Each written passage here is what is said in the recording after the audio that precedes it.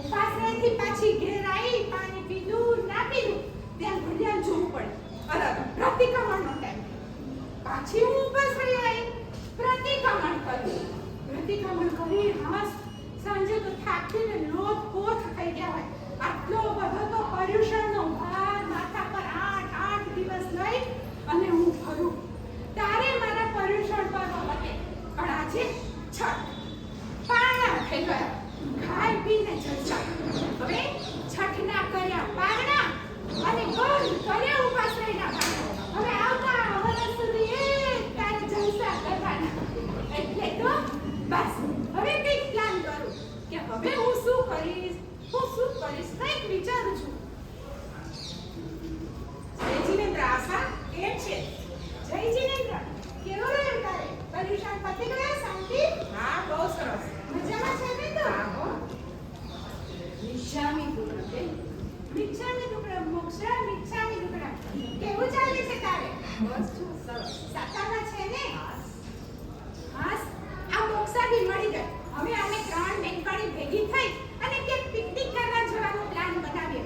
પિકનિકમાં જશું ને આપણે બધા? હા હો હું તો આવીશ. અરે રે શું બોલે છે યાર. આ સ્વામીએ 8 દિવસનું વ્યાખ્યાન આપ્યું. બધું પાણીમાં ગયું. આપણે પિકનિકમાં ન જવાય, આપણે તો દર્શન યાત્રામાં જઈશું. ગુરુદેવ અમદાવાદ પધાર્યા છે તો આપણે બધા સાથે મળી દર્શન યાત્રાએ અમદાવાદ જઈએ. અરે ના રે ના, તું તો મારી આશાને નિરાશા કરી દે છે. મારે દર્શન યાત્રા નથી આવવું હો. મારે તો પિકનિકમાં જવું છે. જો પિકનિકમાં ના જવું હોય તો કઈ નહીં, પણ કાલે આપણે બધા ભેગા થઈ મારા ઘરે કીટી પાર્ટી કરીએ. કંઈક તો કરવું જ પડશે. આવશો ને તમે બંને? હા હો. ના રે ના, મને તો કીટી પાર્ટીમાં જરા રસ નથી. હું તો નહીં જાઉં. અરે તારે તો આવવું જ પડશે. આના માટે આપણે એક જૈન ડીશ ખાવાનું મંગાવી દઈશું. એટલું જ નહીં, એક જૈન ડીશ અમને કઈ ભારે નહીં પડે, પણ તારે તો કીટી પાર્ટીમાં આવવું જ પડશે. અરે હું તો આવવાની જ છું હો. આ 8 દિવસ ઉપાશ્રયે જઈ અને રોજ વહેલા ઉઠીને નાસ્તા પાણી બધું બનાવી હવે હું તો કંટાળી ગઈ છું. બસ મારે તો એન્જોય કરવું છે હો. હું તો ચોક્કસ કીટી પાર્ટીમાં આવીશ હો. બસ તો નક્કી રહ્યું. કાલે મારા ઘરે કીટી પાર્ટી કરીએ. બધી બેનપણીઓને હું ફોન કરી દઈશ. તને તો કહી દીધું છે. હું તો નહીં જ આવું. ના, તું નહીં આવે તો અમારે નહીં ચાલે. તારે તો આવવું જ પડે. અરે મોક્ષા સાંભળ.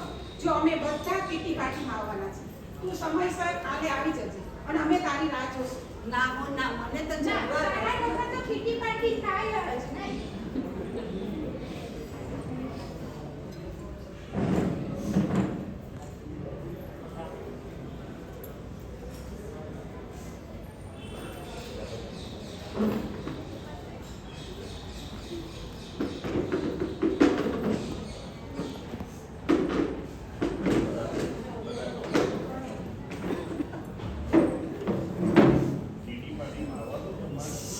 છોકરીઓની છે હા.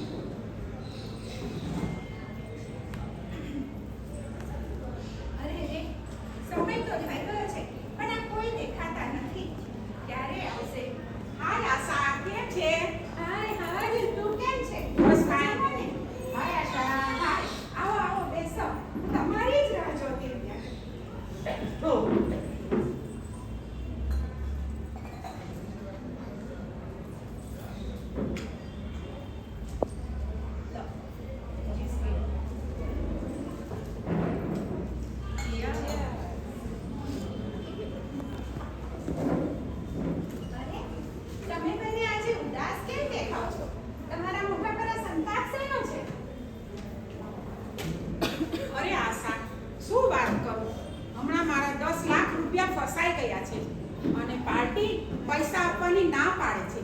જો આ મોંઘવારીમાં હવે મારે ઘર કેમ ચલાવવું એ જ મને કશી ખબર નથી પડતી. મને કશું સૂઝતું નથી. જો પાર્ટી કાલ સવાર સુધીમાં પૈસા નહીં આપે ને તો મારે તો હવે પાપડ વળવાનો વારો આવશે. બસ મારે તો હવે એ જ ટેન્શન ટેન્શન ટેન્શન છે.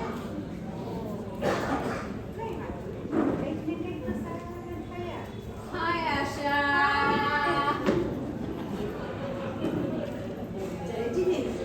જય જીનેન્દ્ર, તું આવી, તારો ખૂબ ખૂબ આભાર. અમે બધા તારી જ રાહ જોતા હતા. હાય, બેસો બેસો.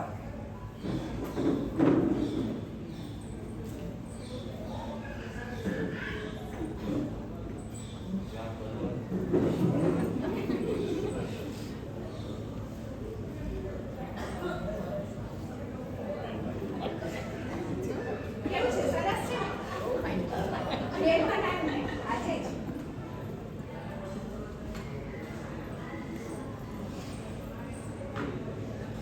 અરે બોલ દક્ષા, તું શું કહેતી હતી? અરે આશા, શું વાત કરવાની.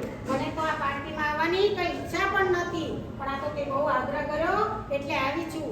અને જો ટેન્શનની જ વાત હોય તો મારા ટેન્શનની વાત પણ સાંભળી લે. મેં પણ લોન પર ઘર અને ગાડી લીધા છે અને તેના હપ્તા પણ ભરવાના બાકી છે. અને હવે તો બેંકવાળા મને ઘર પણ ખાલી કરાવવાનું કહે છે, કેમ કે 2-3 મહિનાથી તો ધંધામાં કઈ મજા નથી અને હપ્તા ભરવાના બાકી રહી ગયા છે. મારી માથે તો બસ ટેન્શન ટેન્શન ને ટેન્શન, અને હવે તો કોઈ રસ્તો પણ નથી. અરે બેન, તારી વાત સાચી છે, પણ આ સંસારમાં આવ્યા એટલે તો છોકરાની ઘરની બધાની જવાબદાર સહન તો બધું આપણે જ કરવાનું છે. એના કરતા આ સાધુ સંતો કેવા સરસ કે એમને છે કોઈ ચિંતા નથી ને.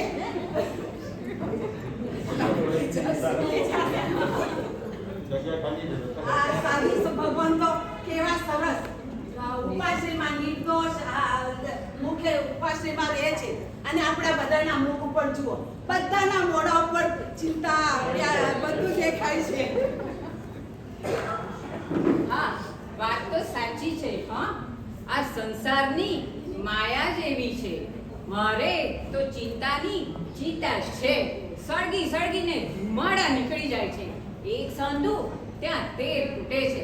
આ સવાર સાંજ છોકરાઓનું ટેન્શન, છોકરાઓની પાછળ પાછળ ફરો, એમને સ્કૂલે લેવા જાઓ, મૂકવા જાઓ, આ ટ્યુશનની દોડાદોડી, આ એડમિશનની ભાગાદોડી, નથી ખાવાના ઠેકાણા કે નથી ઊંઘવાના ઠેકાણા.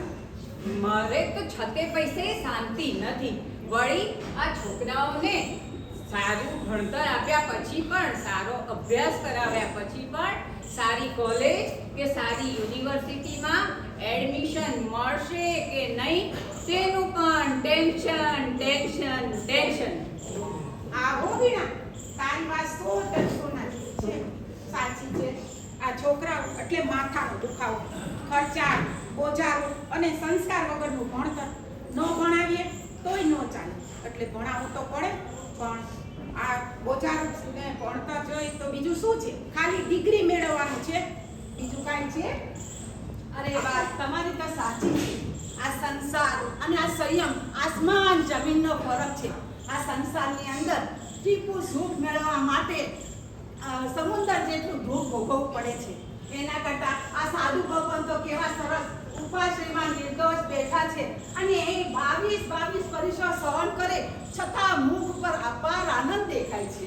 અરે રે મોક્ષા, તે તો મારા ઘરની કીટી પાર્ટીને ઉપાશ્રય બનાવી દીધો. આ કીટી પાર્ટી છે, આપણે કઈ ગેમ રમીએ કે તારું વ્યાખ્યાન સાંભળીએ. 8 દિવસ તો ત્યાં સાંભળ્યું તું, તે અહીંયા પણ વ્યાખ્યાન શરૂ કરી દીધું. અરે બોલ બેન, તારે બી આવી જ ટેન્શનની પંચાયત છે કે કઈ ગેમ રમવી છે મારી જોડે? વાત કરો. મારી માથાકૂટ દરેકના જીવનમાં માથાકૂટ છે. મારી વાત તારાથી ક્યાં જાણી છે? એક આ સાસુઓ અને એક પાછી આવેલી નણંદ માથા ઉપર નાગની જેમ બેસી. તારી પાસે 2 મિનિટ આવું ને તોય મારે જુઠ્ઠું બોલી નાખવું પડે છે. હું અહીં તારી પાસે આવીને તો મને હેરાન કરવાના કેટલા પ્લાન પાછળ કર્યા.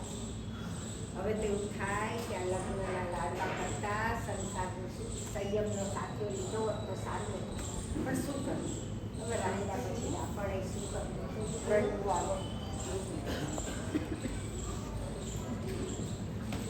સાચી વાત છે.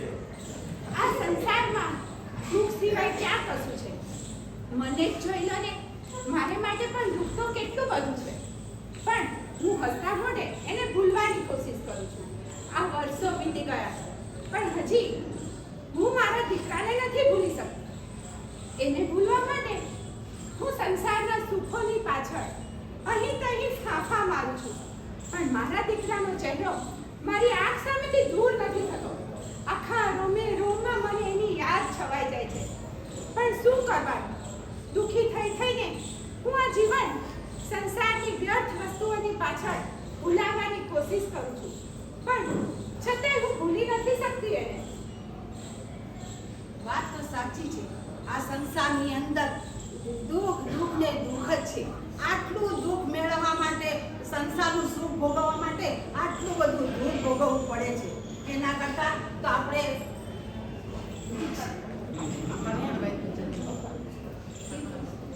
આ સંસારનો સાગર તો ખારો ખારો ને ખારો છે, અને સંયમની સાધના તો ખળખળતું વહેતું જળનું છે. એમાંથી એક ટીપું પાણી પીવે ને તો રોજ પીવાનું મન થઈ જાય.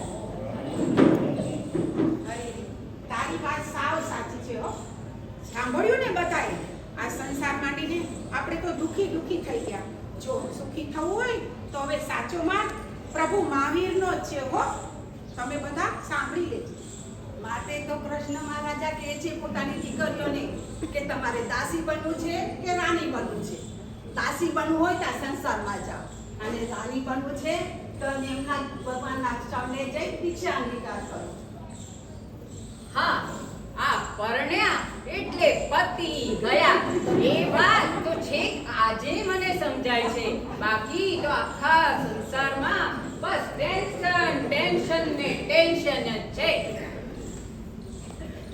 તો સમજાય છે ને તમને બધાને પણ આ સંસારમાં કેટલા ટેન્શન છે. આ મોક્ષાની વાત કઈ નાખી દેવા જેવી નથી હો. મોક્ષાની વાત એટલે મોક્ષની વાત, સંયમની સાધનાની વાત, તપ ત્યાગની વાત, આરાધનાની વાત, સાધુ જીવન અંગીકાર કરી સંયમ લેવાની વાત. અરે તમે સંયમ ના લઈ શકો તો કાંઈ જ વાંધો નહીં, પણ સાચા શ્રાવક શ્રાવિકા બની જીવન જીવવાની વાત. બાકી આ બધાના જીવનમાં જુઓ, આને ઘરનું ટેન્શન છે, બહારનું ટેન્શન છે, આને પૈસાનું ટેન્શન છે, આને એના દીકરાઓનું ટેન્શન છે, ત્યારે આનું ટેન્શન તો સાવ જુદું જ છે. સાસુ નણંદનું ટેન્શન છે. જ્યારે આપણે જૈન કુળમાં હોઈએ તો આવા બધા ટેન્શન તો આપણને જરા બી શોભા નથી દેતા. માટે જ કહું છું, મોક્ષાની વાતને જીવનમાં ઉતારો, ટેન્શનને નાખો કૂવામાં, અને